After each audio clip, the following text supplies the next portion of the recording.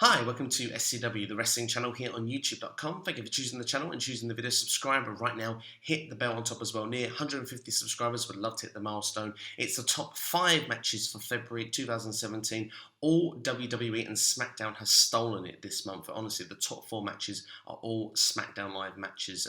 From literally me watching WWE, NXT, ROH, TNA Impact Wrestling as well. Of course, Lucha Underground is on the mid-season break at the minute, so that's probably why none of their matches would have made the top 5. But yeah, going into it very quickly, we're going to start at number 5, and a match you wouldn't have thought would ever make a top 5 list ever. The Big Show versus Braun Strowman from a recent episode of Monday Night Raw. That has made the top 5 spot. The nip-up and the agility from Braun Strowman in the match, particularly, literally, if you had seen this match even 6 months ago, these two athletes were not in the same conditioning that they are now. They put on probably as good a match as you can see from two people that are near 7 foot tall. It's an incredible encounter really to watch, and really deserved its main event showcase at the end of Monday Night Raw, and squeezed into the top 5, with Braun Strowman eventually picking up the victory over the Big Show.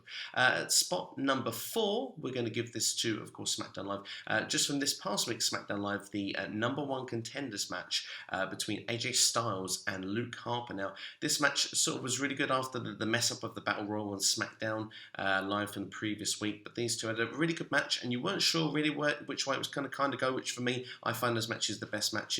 Shout out, by the way, to Luke Harper, Randy Orton, because that match has just missed out on my top 5, by the way, is not included from the Elimination Chamber. Luke Harper's had a very strong month since been going on his singles run, and almost as a face run as well. I've quite enjoyed seeing Luke Harper in action this past month, but AJ Styles, never a bad match, and these two put on a good encounter on SmackDown Live, and AJ Styles, of course, picking up the victory, taking the number 1 contendership.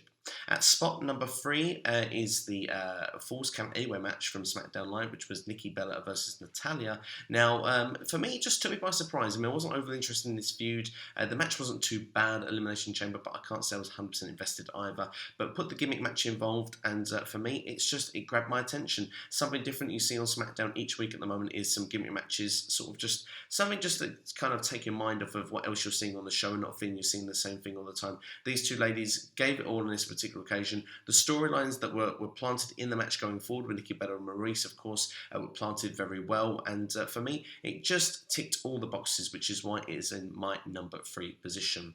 And number 2 position is a WrestleMania worthy match again on SmackDown Live. We're getting some good quality SmackDown Live matches on free programming. This one for me was WrestleMania caliber. It was, of course, the triple threat match: Bray Wyatt defeating AJ Styles and John Cena, pinning John Cena, I may add, in this one as well. Bray Wyatt picking up the victory in this incredible triple threat encounter. If you get a chance to see it, it's the Tuesday after Elimination Chamber.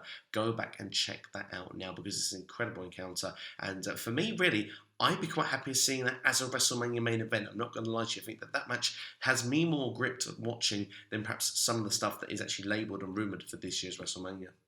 At number 1, then, we're going to go with, of course, the Elimination Chamber match itself. It was brought back, the new structure. Just had a tidy look. I liked it. I liked the structure, the way it was done.